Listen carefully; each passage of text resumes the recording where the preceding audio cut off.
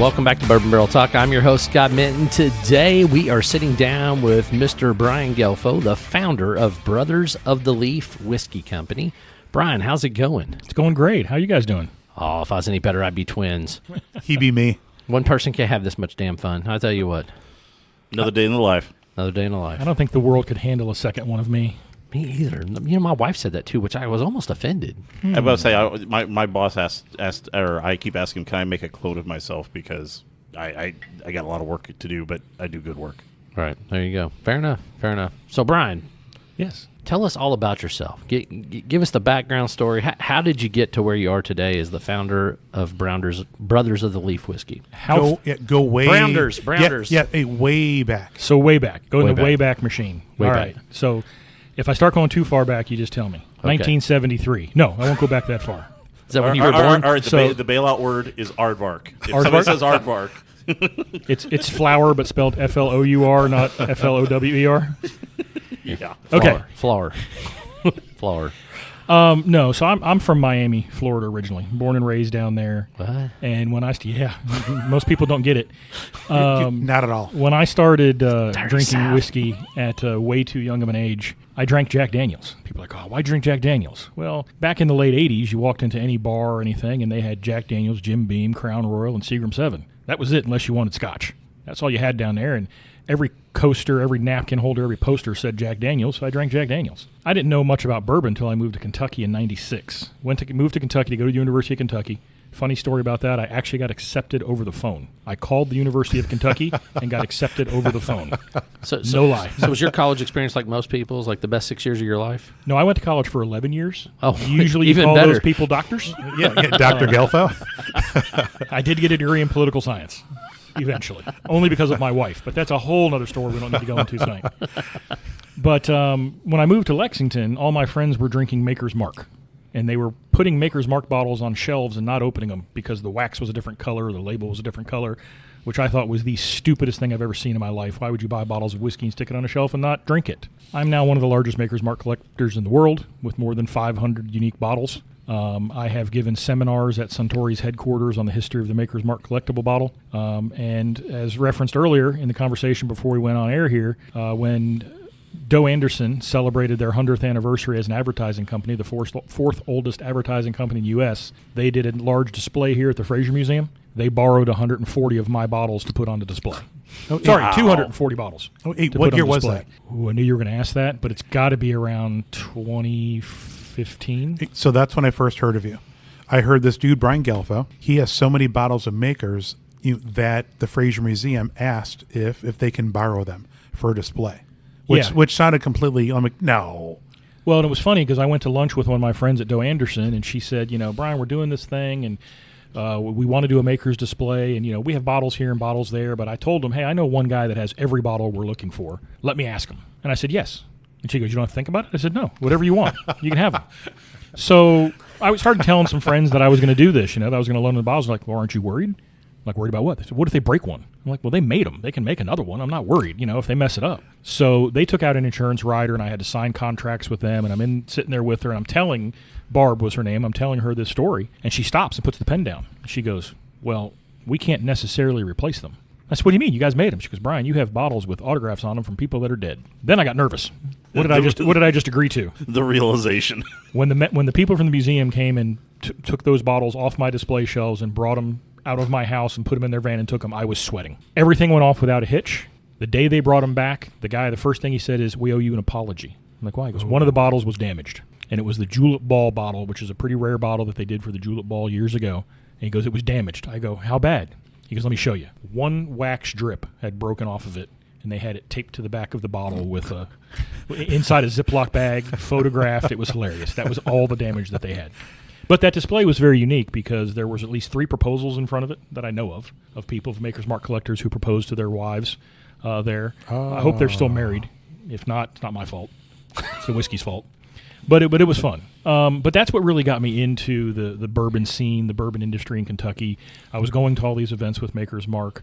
But one of my dear friends was Dave Pickerel. And Dave Pickerel was the master distiller there at the time. And we sparked up this friendship, and he started educating me on other whiskeys. I didn't know anything about American whiskey. He was a big rye whiskey guy. He even liked light whiskeys and other things and big into finishing, and we just hit it off. So he got me excited, and that got me excited in all kinds of brands. So I started going to all kinds of events for every distillery in Kentucky. For years, I could walk into any event going on. If there was a Bourbon Live going on or whatever, I could walk in and somebody assumed I was working with somebody. I didn't have to have tickets. It was great. Just walk right in because I knew everybody. Everybody's hi, five of me, and all this. It was fantastic. But then I'm sitting there one day and my wife goes, you probably know more about whiskey and get paid less about it than anybody you know. She goes, how much do you get paid? Nothing. There's the problem. You're doing all this stuff and you're not getting anything for it. So I didn't really hold too much into it. But I have to give credit to someone I'm sure everybody here knows, Mr. Fred Minnick. So Fred and I were good friends, and he reached out to me the Monday before Derby and said, Brian, you doing anything Friday night? No, I don't think so. Why? I'm double booked. I'm supposed to work a party at the Kentucky Derby Museum, and I can't make it. Just have to talk about bourbon for 3 hours. You think you can do it? Sure. It was the Phillies and Lilies Gala that they do at the Derby Museum on Oaks Night. Sure, I can do it. No problem. Had no idea what I was getting into. Didn't ask him what it paid. Didn't ask him what I was talking about. Showed up that night. Went in there. They showed me the bourbons that they had on there. I don't remember what they were right now. Everything was great, and I left. Still didn't know what I was getting paid. Didn't know anything about it. 2 weeks later, I get a check in the mail. Well, that was definitely worth my time. They paid me very well. And then I got a phone call, and they said, would you like to do more of these events? Well, sure, but don't you need Fred? Well, we want to know if you can do them. Okay, great. Well, Fred, to his credit, he had gotten very busy. He had grown his brand. He was busy doing a lot of things, and it was, I don't want to say inconvenient for him. I hate to use that term, but these were things that were hard for him to plan around. They were very random, very sporadic, could come up last minute. So I started working as the bourbon authority for the Kentucky Derby Museum, handling their events, handling Derby every year. I go to Derby now because I'm there working at the museum. When I say work, I talk about bourbon for a few hours each day, and I get to hang around and have a good time at the track. Do they let you drink while you do all that? Absolutely. Drink and eat and have a good time. That sounds like a horrible job. And they let my wife come along, too, which that's the bonus right there, right? That's, Oh, that's a bonus? And she's the one that probably negotiated that, not you. She suggested. She did suggest it. She voluntold them. Yeah. So fast forward a little bit. I'm part of a group called the Bourbon Mafia. Yeah. We're a nonprofit group here based out of Kentucky, but we have about 50 members in 11 states and 2 in Australia. And we raise money for various charities through bourbon auctions and raffles and things of that nature. We did an event at, why am I forgetting the name of Dixon's place? Dixon Deadman from Kentucky Owl. The Beaumont Inn. Oh, Beaumont Inn, yeah. We did a charity dinner there at the Beaumont Inn to launch Kentucky Owl. It was a Kentucky Owl launch event. And that's where I met a lot of people in the industry that night. It turned out to a lot of friendships and partnerships. Mark and Sherry Carter were there. Justin Sloan was there with us. Several members of the Bourbon Mafia were there.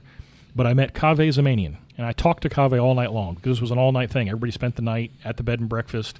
We drank until 2, 3, 4 o'clock in the morning, and it was just crazy. And Kaveh was telling me all this stuff that he was going to do about, he was contract distilling with a distillery, and he was going to launch this brand called Rabbit Hole.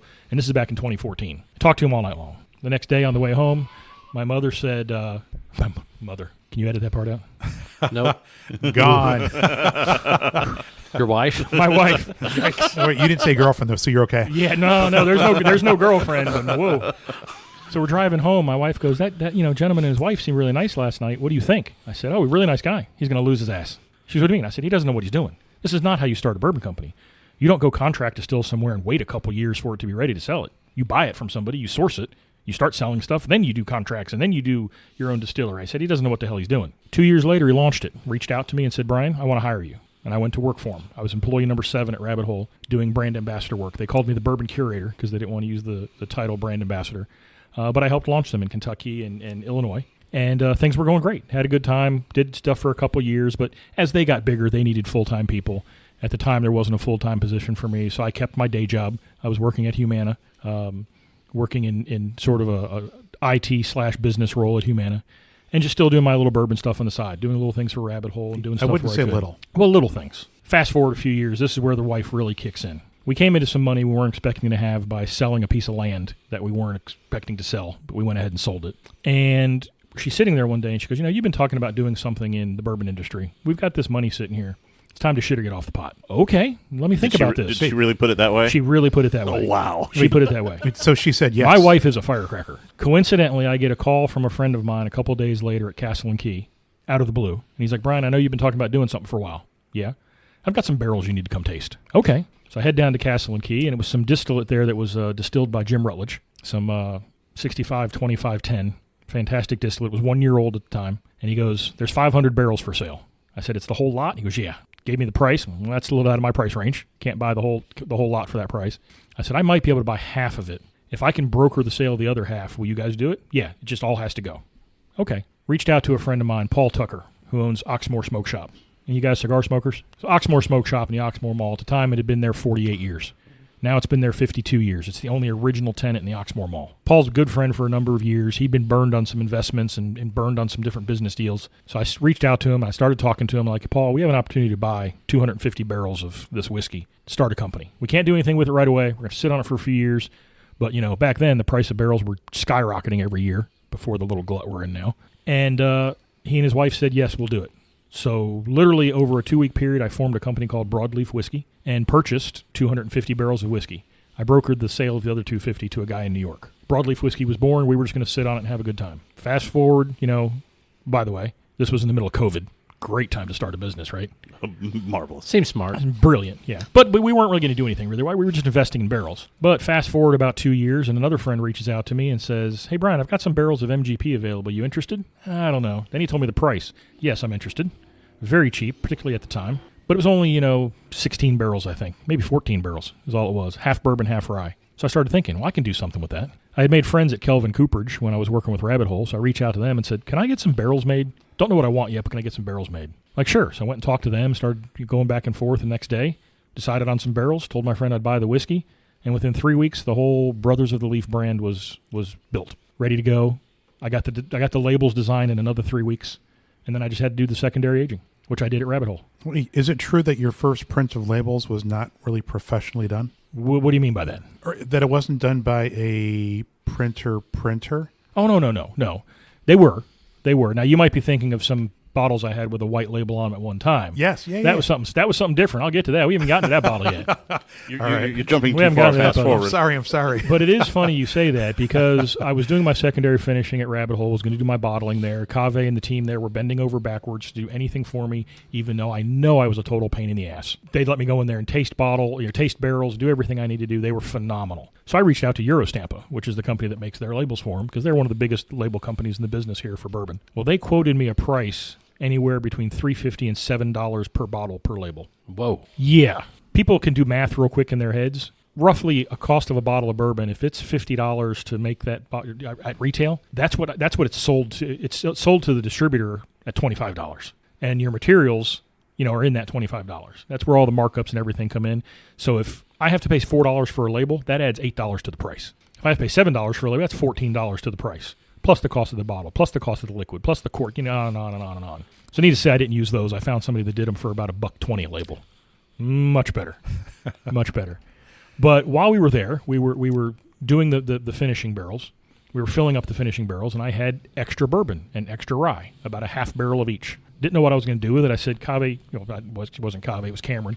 Cameron, sell me one of the rear barrels, and I'll just use that. So they sold me one of their barrels. They used toasted number 3 char, so a relatively heavy char. Medium to heavy char barrel. They sold that to me, and I filled it up with bourbon and rye. I didn't know what the hell I was going to do with it. But we were tasting the regular product, and we can go into the regular products here in a minute, as it was going on, and this blend of bourbon and rye was delicious. Now, I can't call it that trademarked word by High West, because they Boo-rah. can't. I guess I can call it that. I just can't put it on the label. That's right. Yes, you can call Just it can't put it Burreye. on the label. I mean, was it Knob Creek? Didn't they call theirs a Boo-rah or Burrah? No, they just had bourbon X rye. Is that what they did? Okay. Yeah, That's right. yeah. Mm-hmm. Yeah, can't Maybe use we Boo-Rah. just said Burrah ourselves when we were talking about it. Go Scott. Hey, Shorty, it's your birthday. So going through, I had this one barrel of this product that we were aging, and it was delicious. I mean, really, really good. But what am I going to do with one bottle, right? One barrel. So when I did the Drink first it. bottling, bingo. So when I did the first bottling of Brothers of the Leaf, I took that one barrel, bottled it, paid the taxes on it, took it home. Handmade little labels on my printer at home that said Brains Boo-Rye, and just gave it away to friends, brought it to parties, would leave it places, all that. But did eventually decide to recreate that, and that's what's in this blue bottle here. the blend of whiskeys that I have. You actually brought that to Justin's that night. You had a yes, you did. You're like, so this isn't going to be for the public release, but there may be an opportunity in the future. I'm like, can you just pour some, please? And he did. I don't see a white label on the table. Well, now it's a blue label. Oh, my bad. Now it's blue label. Fair enough. All right, so let's dive into the whiskey. Yes. We'll do that, and then we'll go into some more questions. First one is the black label. This is a bourbon. You want to tell us a little bit more about that? It's the one to my left, right? Yep. Okay, so No, to your right. I don't. Oh, yes, the pour. Yes, to your left. Yeah, pour to the left. Yeah, bottle to the right. I've only had one little sip of whiskey. Now, I don't know how much you guys have So, had with already. all fairness, the bottle is to your right. Okay, all right, Fair? that's fair. Okay. We need a laser pointer. Yeah, sorry. 1, 2, I didn't 3. realize you were asking which glass it The was. good news is I don't have to look at the bottles to know what I'm talking We typically about. go from left to right, but yes, go ahead. Very good. So the bourbon is finished in toasted only French oak casks, so no char in the secondary barrel for this. The bourbon in here is 5-year-old Kentucky bourbon. My previous releases were Indiana. They were MGP. This is not. This spent about 90 days in the secondary barrel in the toasted French oak. Yeah, I can tell on the nose that you get some very classic French oak notes. You know, kind of that almost like cedar/spice to it on the nose. I get Buckeye. You know the candy, the caramel that's wrapped around the cream stuff. Just the the nose. Not the inedible nut, the candy. Yeah, not Ohio. O-H. No. I-O. Who lost to Michigan? Again. I love French oak. Change that subject real quick. No, and that's the thing. I'm a big fan of French I'm oak an as IU well. fan. Well, they're Sorry. they're not doing too bad this year. I don't ever give people tasting notes, no matter what I'm doing, whether I'm writing something, whether I'm tasting somebody in public. I just don't believe in it. I know it sounds kind of silly. There's a couple tasting notes on the bottle because you have to have something. But everybody tastes everything so differently that I don't ever want to try to steer somebody into a direction. Right. Oh, absolutely. You know, That rye spice is nice, though. It's very prominent. it's very nice. Yep. This is very nice. It's very well balanced. I do think that, and these were first use French oak barrels for this. I like to keep it in a little bit longer than a lot of people do. And a lot of these secondary finishes, a lot of smaller brands in particular, and even the big brands, they could put stuff in, 4 weeks, 30 days, 35 days, some less than that, and then it's ready. You can't, to me, in my opinion, you can't do it by date because you have to do it when it's right. But there is a risk in doing finished bourbons like this, any finished whiskey, and leaving it in too long because all of a sudden all you taste is the wood. And then it can take 1.5 years or 2 years to mellow out. Yeah. So it's a little risky when I was small and doing this by myself to do that because I could be screwed. If I left something in too long and have to wait 1.5 years before I can bottle something, I'm screwed. Hey, so with these, how often were you going? So these, were they finished and aged at Rabbit Hole? This batch was not. So my initial batches were at Rabbit Hole. Got it. All right. So were you able to go there? Do I keep them popping in front of you, Nick? No. Oh, all right. Because sometimes I get excited and I start to shake around. No. We're just doing signals. Oh, got it. Yeah. I don't understand their signal. They're Indiana guys. It's like, so for French oak, incredibly sensitive. I mean, it's almost like if you're cooking like a really good steak, you can go over very, very quickly. How often were you going in and tasting them? Weekly. Love it. Now, one of the segues that I want to do from what Brian was saying is that how did all three of these look to be the same proof? How did you land on that proof? Is that something, a sweet spot that you had, or was it just through tasting, going through some different levels, and you said that hit? So, yeah, maybe I should backtrack a little bit real quick. The first 2 batches of Brothers Leaf that went out, it was just me and Paul. And I guess I need to bring up a little something that I kind of glossed over and really shouldn't. We launched Brothers of the Leaf in September of 22. That was when our first release, Batch 1, came out. Batch 1 was just a bourbon and just a rye, and they were done at cask strength. They were 114 and change for the bourbon and 119 for the rye. Sadly, in January of 2023, Paul passed away after a short battle with pancreatic cancer. So I became a business partner with his wife shortly before he passed. Paul was a gin guy, didn't know much about whiskey anyway. But his wife, as we were signing the papers, she laughs and she goes, well, now you have a business partner who knows less about bourbon than your last one. She wasn't kidding. She knows nothing about it whatsoever. But we were, going forward, I wanted to see what the company would do, what the sales would do. Things were going well. We had batch 2 in the works already, so we were going forward. Wes Henderson. You guys probably all know who Wes Henderson is. Yep. He founded a little brand called Angel's Envy back in 2010. What? Yeah. Louisville Distillers Inc. Isn't that the? That was the technical name of the overarching company, Louisville Distilling. Uh-huh. But launched Angel's Envy, and retired back in 2022 and planned on staying retired, he said, and relaxing at his home in Florida. But no, that lasted about 6 weeks. Then he decided to buy a castle in Versailles. And you got to say it like Versailles.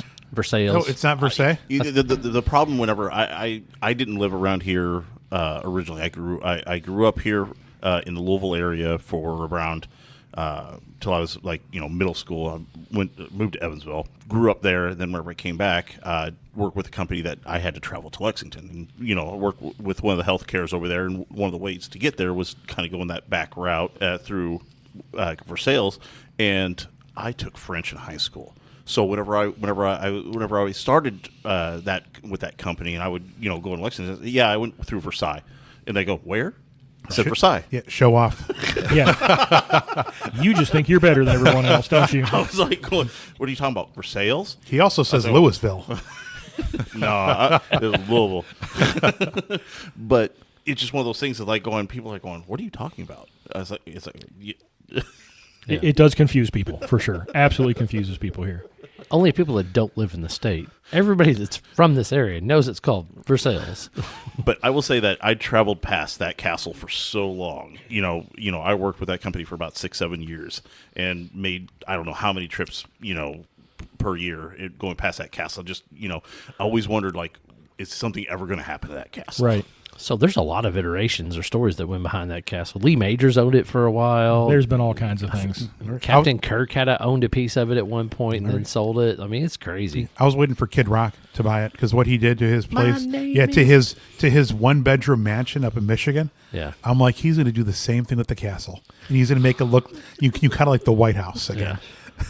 Yeah. He would fit in Kentucky. Oh my God, he would be just fine. He'd be so much fun. Bring down Ted Nugent. Oh yes. there's plenty of deer to shoot down there. They probably would have run for office together or something. We know what will be legalized here pretty soon. I digress. Yes. So he bought the castle, and he was starting a new company and going to launch a new family brand of whiskey and some different things. And we're sitting at lunch one day, and he goes, Brian, I need to buy your brand and hire you. I'm like, yeah, whatever. He goes, no, I need to buy your brand and hire you. I want you to come work for me. Wes and I had tried to do something for years back when he was with Angels Envy, and we just could never get things to work out. Various reasons, don't need to go into them, but just couldn't make that work out. So, long story short, Saga Spirits Group, which is the parent company that Wes started, that he's doing with his 6 sons, amongst others, bought Brothers of the Leaf and hired me on to work for them. So that was when the decision was made to change up things a little bit and go to a fixed proof. People go, why would that change? Why would that? Well, we were doing batches at cash strength. When you start looking to expand and grow and go national, tracking batches is a pain in the ass. And then you risk the possibility of upsetting consumers. Because if you do a batch, and our batches are relatively small, and you sell it all to California, and it's your 118 proof rye in California, but people in Texas or Florida can only get the 116 proof from your next batch, and they don't like it as much, it's a problem with consumers. So we decided, mainly Kyle and I, we went through and tasted a bunch of the whiskeys, and we still wanted to stay high proof and still be able to do a high proof. I mean, it's risky trying to commit to a higher proof whiskey because you don't know when you're sourcing whiskey what the proof's going to be when you get those barrels in. We've all heard stories, seen stories. I mean, Wild Turkey had a cask strength 86 proof release. I think we all remember that one. Yes. Just saying. Awkward silence. It was really old. Yeah. Really old. Yeah, but it was cask strength. But it is possible. I mean, obviously, the proofs can go down, the proofs can go up. So we tasted stuff at different proofs and just found a good comfort zone at that 112 proof. And that was the real driving factor. Is we wanted to grow the brand, we wanted to be able to expand and do it in a still keeping high proof whiskey. Because I love, you can always add water to it. You can't take water out once you buy it as a consumer. And that's what we decided to do with the whole brand line, which is now 3 SKUs. We'll get to the third one in a minute. When you say a small batch, what's a small batch for you all? So these are running the batch. This batch of bourbon was 10 finishing barrels. 10 French oak barrels. The rye was 10 barrels. The blend was a blend of 9 barrels. And French oak, are those 73, 75 gallon? Aren't they the big, big booty barrels? No, they're not big booty ones. Like my original French oak barrels that I did for the first 2 batches. That should be a release, by the way. Big booty barrels. Yeah, there's a big bottom, but they've since gone. But big booty barrel would be great. The original French oak ones I used were just under 60 gallons. Okay. But the ones that I have now were made by Independent Stave, and they are 53 gallons. All right. So let's go on to the second one, the green one, the rye. Yeah, the rye, when I was creating these whiskeys, I wanted my bourbon to be the star, right? I'm in bourbon country. Your bourbon needs to be your rock star. I think the rye is the rock star. We are still using the 95.5 from MGP. Don't try to hide that. The whiskey in here was 6 years old, and it's finished in toasted, lightly charred white oak barrels. We just do a number 1 char on them. Just to get a little bit. We wanted a little more flavor from that char to sort of deaden some of the spice from the rye. I love the finish. The spice on the oak, though, really comes through. Yeah. But the rye in particular, when you're drinking this, again, this is 112 proof. That does not taste 112 proof. I tell people the rye is dangerous. I mean, you can sit down on Sunday, put on, Red Zone on NFL Network, get a glass with a nice big rock in it, start pouring that rye whiskey in it and drinking it. Before you know, you've drank half the bottle and can't stand up. That has not happened to me more than 3 times. And that's why we all have our recliners that are very comfortable. Absolutely. That you remember. I just don't get up. That's even better. Just take a nap. I usually nudge when they get the little notice on the the Roku. Are you still there? Yes. Are you still watching?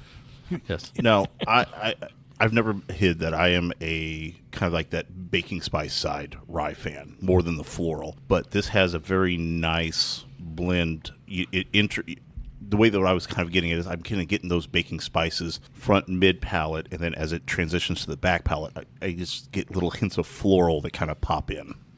Yep. And one of the big keys is, I wanted something you could enjoy. Originally going after the cigar crowd, right? Big, bold, high-proof flavors that when you're smoking your cigar, the cigar is not going to take away from the whiskey, and the whiskey's not going to take away from the cigar.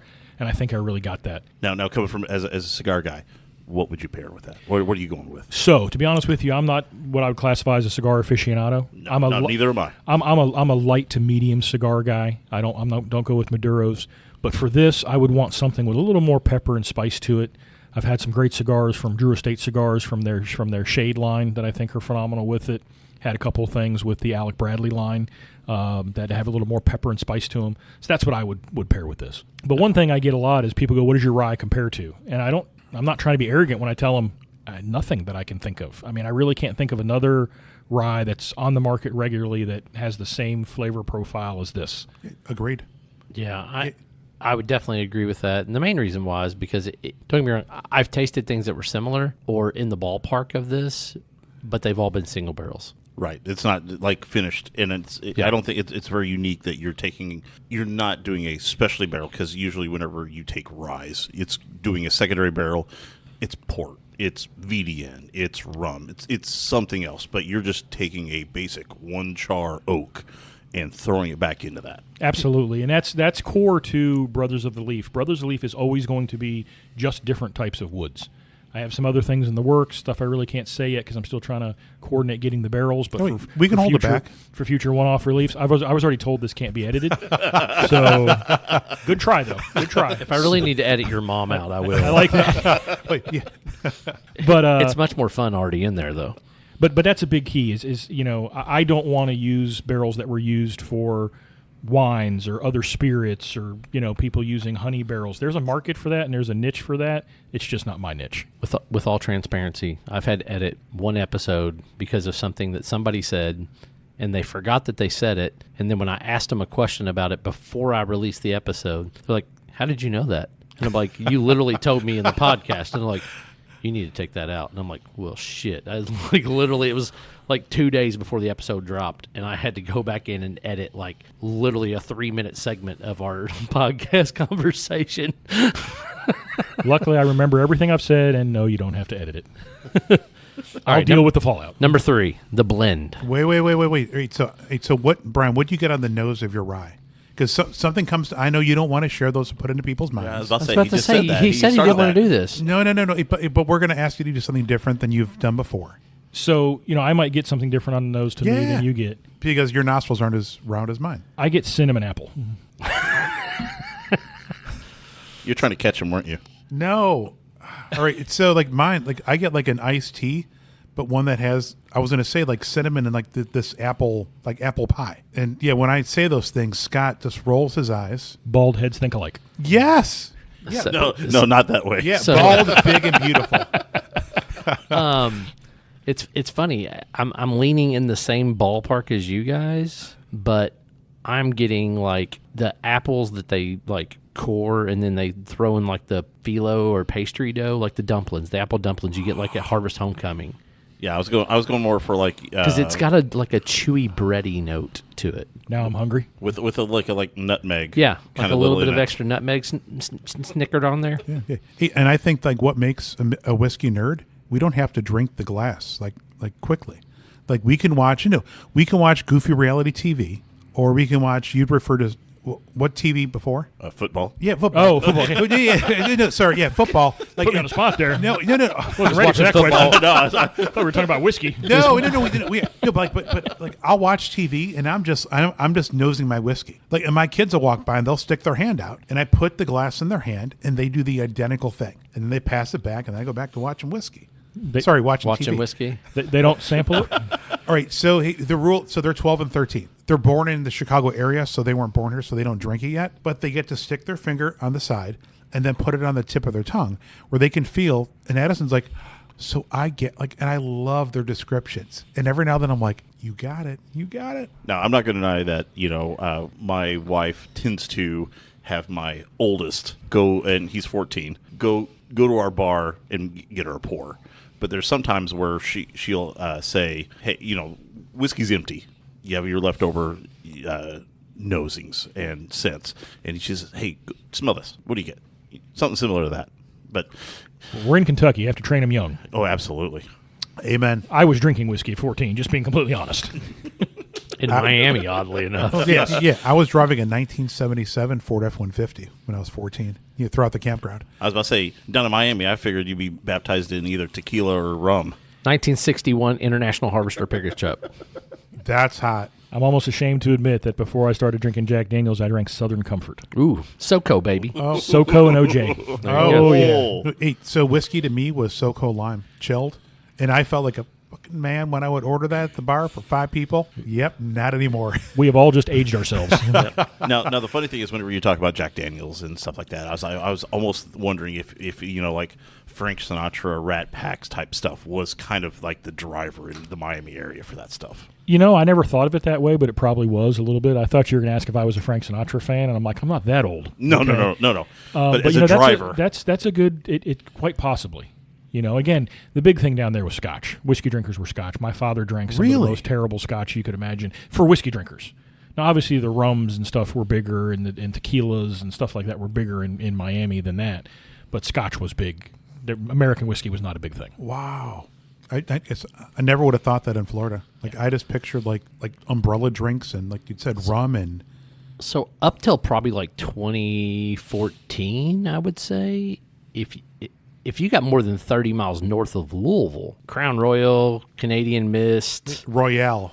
Whatever you want to call it, Seagram's, Yeah. It was Canadian whiskey. Like that's what they drank, Exactly. So it's one of those catch-22s when you sit back and think about it. Yep. All right, now we're going to head to the Blue Label because Brian rudely interrupted me whenever I was asking about the blend. Hey, no. I want to hear what he had to say because I had a bunch going on. It's all good, man. I just wanted him to let me know that I wasn't entirely wrong. Zip it, buddy. Zip it. So we touched a little bit on the precursor to the blend earlier, the Brains Boo Rye, the white label bottles I was, pulling out of my trunk and sharing at parties.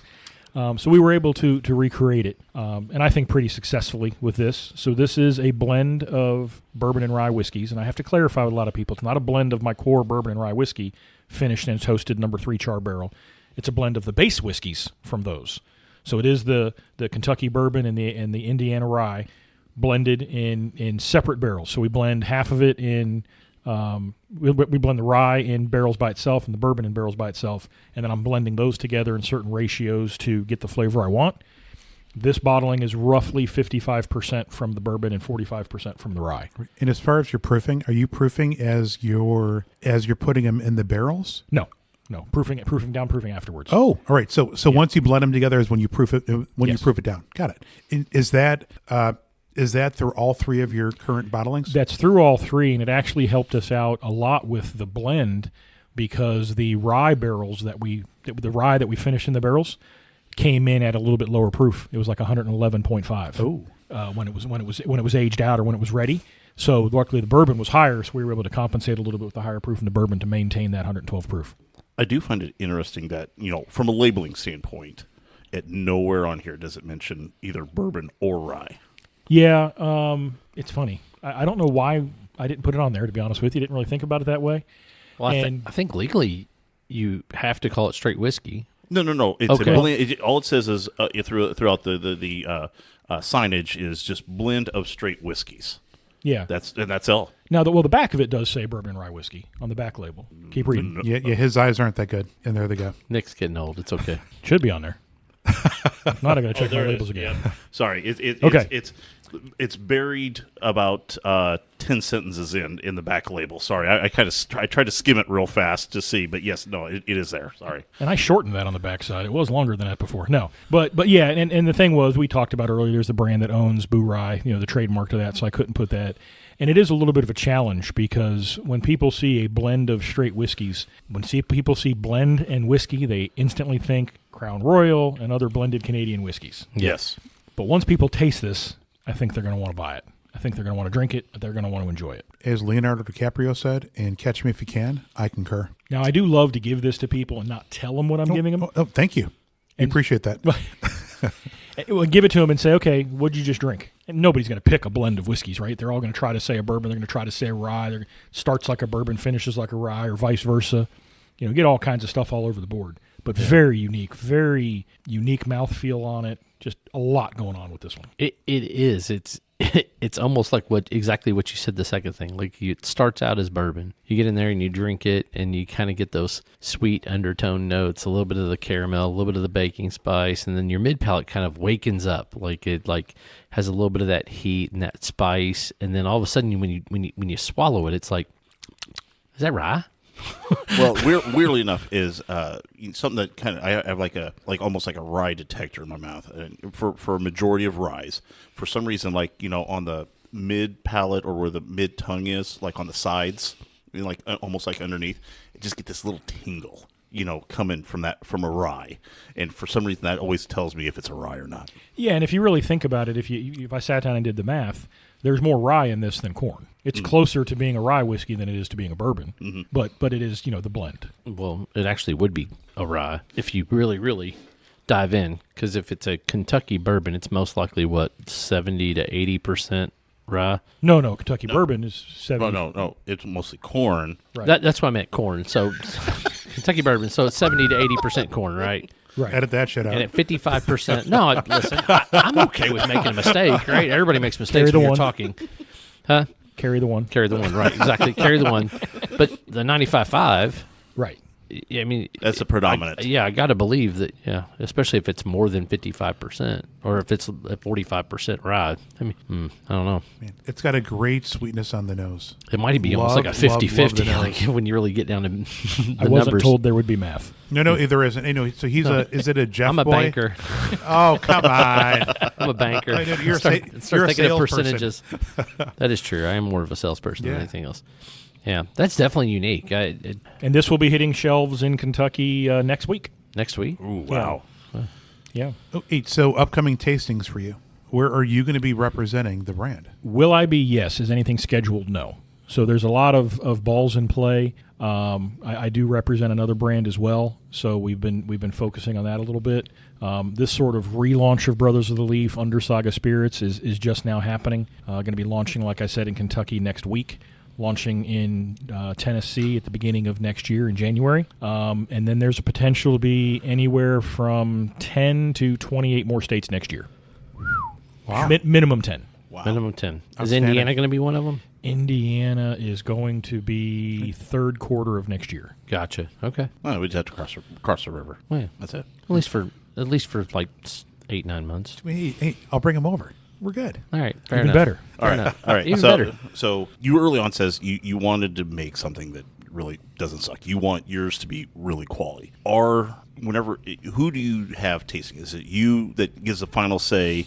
Do you have somebody kind of helping you out to make sure that quality stays consistent the full way through? So anything that goes into a Brothers of the Leaf bottle is going to have my blessing before it goes in there. I have the final say on it. I am working with Kyle Henderson and his one of his brothers, Connor Henderson, who works in the production facility, helping me with the blending and the tasting. And it's pretty much the three of us that go through these and get through them and decide when it's ready. Whether it's pulling from the barrels each week or when we're doing the blend for the blend. But it's my final say. I'm the one that has to sign off on the final sample bottles before anything gets bottled. Excellent. That's what I said. I think, especially with, smaller, newer brands, really trying to maintain that quality is paramount because you want that out there for those consumers. Yeah, and that's one of the things that I got to give Wes and the whole team credit for is Wes was very clear to me that he wanted people to know that I am the founder of this brand and this is my baby and I'm the one who cultivates it and takes care of it. And it's been great. It's been a great relationship working with that family. That's really good to hear because, it's funny, when I think about Wes and Lincoln and how that whole thing got started at Angel's Envy, you wonder why, somebody would leave a job. And I don't know how long he was. Did he leave Old Forester or did he retire and then came back out of retirement when they started Angel's Envy? Yeah, Lincoln was retired. Okay, I couldn't remember. Back, that was the one thing I could not remember because I was sitting there thinking, I was like, man, why would you leave Brown-Forman? And then basically let's call a spade, basically the identical mash bill that you're using at Old Forester to make a brand, and then you have the nutsack to finish it. Like you put port and rum. It's just crazy when you sit back and look at things like that. We did a podcast not that long ago with Matt from Rabbit Hole, and we were talking about like Cave and like the fact that he was crazy enough to take that Mizunara and put it on 15-year-old Kentucky Straight bourbon. I mean, who does that? It just seems insane, in some capacity. So. Well, Lincoln had spent a lot of time towards the end of his career at Brown-Forman working overseas, working in Asia, and doing finished whiskeys over there. So finished whiskey was really a passion of Lincoln's. Gotcha. So that makes more sense then. Yeah. Good deal. So what else do you guys want to know about it? Well, really, I don't know. When I sit back and I look at it, I'm just trying to, my wheels are turning. For one, I keep going back and I'm nosing number one. And the more I nose number one, I'm getting this rich cinnamon on the nose. And I'm just like, where's that coming from? So in case you didn't notice, he was nodding heads and whispering words. To the gentleman to my right, he's like, you got to smell this. And he's passing it back and forth and then going back and forth and back and forth. In my mind, I'm like, what are they doing? So smell number one again. Just go in and nose it deep. It's going to sound funny, but it's almost like that cinnamon-y, made up word. Well, it is a made up word, but cinnamon cereal, Cinnamon Toast Crunch. Or something like that, but it's not Cinnamon Toast Crunch. It's not quite that prominent, but it's just it's got a more of a cinnamon flavor to it. It's like the dusting of it. Yeah. It's not the actual, the cereal. It's the stuff the stuff that the kids love to... It's, no. To lick off. It's yes! It's the milk. Yeah. It's the milk. Oh, the leftover milk. The leftover milk. After you just ate a big thing of Sugar Crisp or Cinnamon Toast Crunch, whatever cinnamon flavored sweet cereal, that's what it kind of got that nose. The more it sits here and the more it opens up, that's what I'm getting. I got you because I love buying what was it the Cocoa Krispies or how old are you? Cocoa Pebbles, throwing that in there. Put in the milk, you eat it, granted it gets all soggy, but by the time you're done, you're drinking the chocolate milk out of the bowl. Yeah. That bowl of chocolate milk, lapping it up like a dog. Hey, can I say this is a lesson for the listeners? Have patience with the whiskey that you have in front of you. Yeah, absolutely. And have we have three pours in front of us, and all right, I may have finished the first and second one, but they refilled before they were finished, so they were never finished. But spend time with them, go back and forth and back and forth. Yeah, it's amazing the things that come out when you go after them in different orders. Yeah, and you take some time. 100%. Yeah. Yeah, that's one thing that I always tell people. You get a lot from a whiskey after the fact. After it's sat there and just had time to do its thing in the glass and sit back. That's the reason. It's funny. I did the old trick, like a Glencairn on its side and roll it around at Cox's earlier. And the dude's like, I've never seen that. I'm like, how have you never seen someone? That's what Glen is almost made it's for. Literally what it's made for is to roll around and really open it up and get the air moving on that whiskey. And dude acted like I'd taught him astrophysics. Yeah, fire for the first time. Fire. But I'm a firm believer, and I'm sure you guys are the same. There is no right or wrong way to drink your whiskey. Correct. If you want to add water to this, fine. If you want to make a cocktail with it, fine. I probably wouldn't it makes a great cocktail. I mean, especially the rye whiskey makes an incredible Manhattan. Yeah, one of my follow-up questions is that out of all three of these, which would stand up to a cocktail the best? I think it's the rye. I think the rye for sure. I 100% agree with that. Yeah. Oh yeah. Unless the one thing that I think if you were going to make like a whiskey sour, like the traditional, like shake it up with the egg whites, I think the blend. I can see that for sure. I think that blend could really, really like stand up to that lime, and then I think the viscosity that it has would really, really stick in that egg white. Do you have any eggs? I don't think we do here. Brian? I can go home. Dude, I'm 1.6 miles away. All right. Next episode of Bourbon. Yeah. Hey, if I Cocktail hour. If I can give kudos to the craftsmanship behind these, Yeah. like, Thank you. dude, like kudos to you. Yeah. From a guy that started off drinking stuff from Tennessee to getting exactly where you are today with this, like, awesome. It really is a bit surreal. If you'd asked me 10 years ago, would I be doing this? No, I would have never thought this in a million years. Hell, 5 years ago, I probably wouldn't have thought I'd be doing this. It's been a blast. I couldn't have done it with all the great people that are in the industry that helped me. I think I might have mentioned, if I didn't, when I launched Brothers of the Leaf, I thought I knew everything I needed to know about launching a brand because I had done work with Rabbit Hole. I had done some stuff with Maker's Mark and Angel's Envy and others, and thought I knew everything. Quickly learned I didn't know shit. Yeah. But I had those great people. I had Cave at Rabbit Hole. I had Wes and Kyle at Angels. I had Rob and Bill at Maker's Mark and countless others that helped me every step of the way. And thank goodness your wife pushed you / My mom. wife did push me. yeah. Hey, you had masters that were, you had a bunch of Yodas. Yes. Yeah. The mentors were out there and available. Absolutely. And I mentioned, I'm not trying to, say anything sad. I wish Dave Pickerel was here because Dave would be smiling ear to ear knowing I did this because he and I talked about this sort of thing for years. Yeah, and Paul, too. And All right. Paul, for sure. Yeah, All right, this is going to be the hardest question you answer all day. Oh, boy. Zombie apocalypse. You just got the bite. You're sitting there. You only got a few minutes left before you turn. What bottle you're grabbing off the shelf to have your last pour of? Of my own or any bottle? Any bottle on the overall? planet. You can pick one of your own, and Man, somebody else you can do that. That's a horrible question. That is so mean. It is mean, but we got to ask it. This also is not promoting any other brand. No, but I'm going to say another brand. Believe it or not. As I said, it's perfect. So you fine. can pick one of your babies as one, and then you got to go outside the family. One of my favorites that just always has a sweet spot in my heart, and I've gone through probably 6 or 7 bottles of it and have one bottle left. 2013 125th anniversary Four Roses small batch. I absolutely love it. Man, those limited edition small batches are tasty as all get out. Yeah, when they're right, they're right. Yeah, 100%. When Four Roses hits the home run, it's a grand slam. Absolutely. and that's the crazy thing about Four Roses. But yeah, kudos. That's a solid pick. And that might have been the last time I was able to walk into the gift shop at Four Roses and buy them. Yeah, might have been. Yeah. Yeah. You were smart to buy enough, though. I've Forethought. I've had many. Forethought.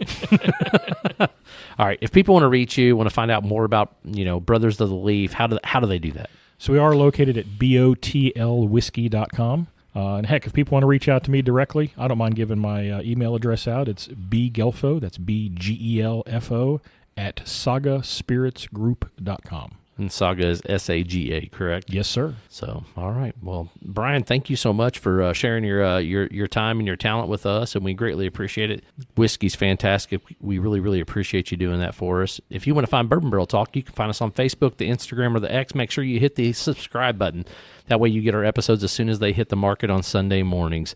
What's your favorite medium, Nick? You're a big Spotify guy? No, Apple Podcast. Man, Apple I'm Podcast. sorry. I got an Apple phone. You It Apple makes it phone easy. people, man, y'all drive me crazy. Anyway, that's our show for Bourbon Barrel Talk. We appreciate you. We're signing off. Peace out. To infinity. Prost.